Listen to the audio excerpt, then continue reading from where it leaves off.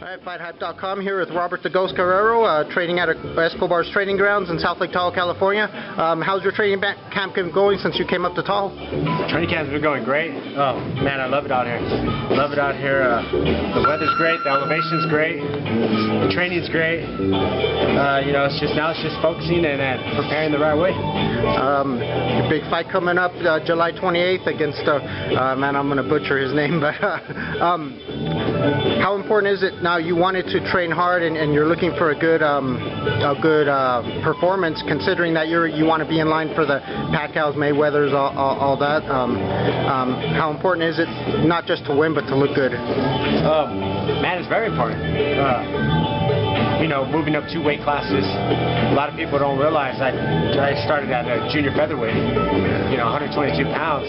Now I'm moving up to 147, jumping 2 weight classes from 135. You know, it's about, you know, walking the walk, not just talking the talk, and that's what I do, is walk the walk.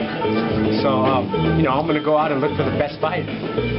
You know, Selcuk Aydin, I mean, he's undefeated, hard puncher, has a lot of knockouts, he's knocking everybody out that gets in front of him.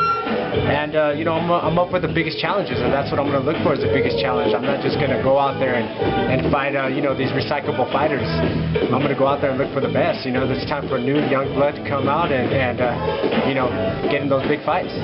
Everybody's talking about this past weekend. Did you watch Pacquiao Bradley, and what did you think of it?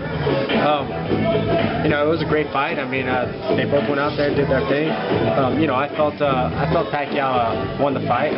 You know, and anything else, you know, when there's a human element involved, you know, anything can go. I mean, you know, we've seen it one way, judges see it the other way, and, you know, that's the way the ball bounces, and, you know, that's the way it goes. I mean, it's like any other sport, you know, basketball, football, you know, things get missed and things get saw a different way, and, you know, that's the way it goes.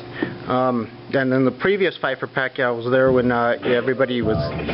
most people thought Marquez beat Pacquiao, and then Pacquiao got the decision. Then it started a little, remember them interviewing you on the Filipino TV, and they wanted to know if you were Mexican, and maybe feeling that that's why you picked Pacquiao. All right, and that's why you went for Marquez, or that you had Marquez winning that fight, because of some statements made that if you were Filipino, you thought Pacquiao won.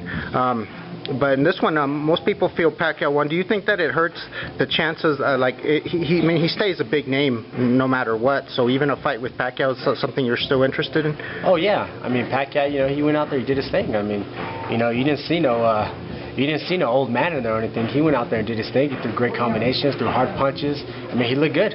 He looked real good, and you know, that's what I'm looking for, is those big fights. You know, I'm looking for the best fights out there: Pacquiao, Mayweather, Marquez. You know, whoever's gonna step up to the plate and get in the ring with me. Yeah, and you lobbied hard to try and be in there May 5th against Mayweather.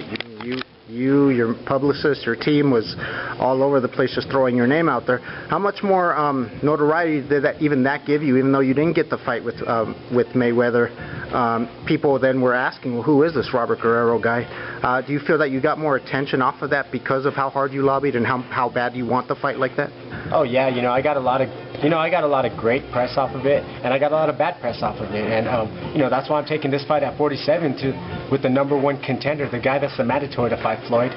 And you know, I'm about showing the world that you know, I am one of the best fighters in the world, and that you know, I'm going to work for it. I'm not just going to try to, you know, get that big fight. I'm going to go out there and put in the work to get that big fight. So you know, after fighting in, you know, 6 different weight classes, you know, it's you know, it shows, and you know, jumping up 2 weight classes to fight for the WBC 147-pound championship, you know, it's going to put me right there in line to fight Mayweather, and you know, God willing, everything goes good this fight, you know, I'm right there in line to fight Mayweather. How much does it upset you? Recently there's been people, Lamont Peterson, Andre Berto, testing positive for performance enhancers.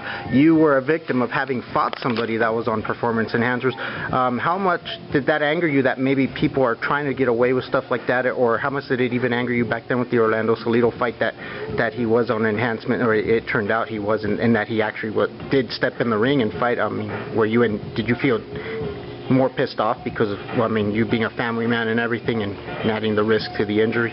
Oh yeah, I mean, you know, you're going to get out there and cheat, especially in a sport like our sport.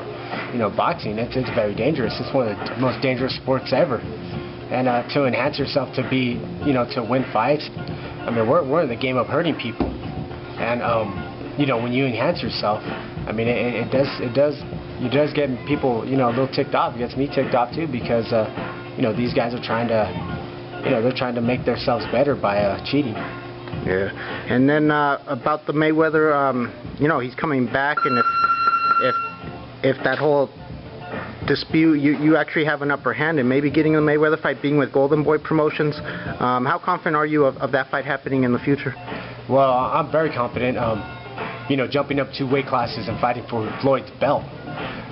You know, I'm the mandatory to fight him after this fight. So, you know, if he's about fighting the best fighters and not looking and choosing who he's going to fight, hey, I'm right here, the #1 contender, and let's take the challenge. Let's make it happen. All right, you want to hold you up, and thank you for the few minutes. Any closing thoughts you want to say to your fans out there, anybody? Yeah, just look out July 28th, Showtime Championship Boxing. We'll be getting out there, making my 147-pound debut, and I'm going to make a splash. I'm going to make a big impact, and I'm excited. And follow me on Ghost Boxing on Twitter. All right.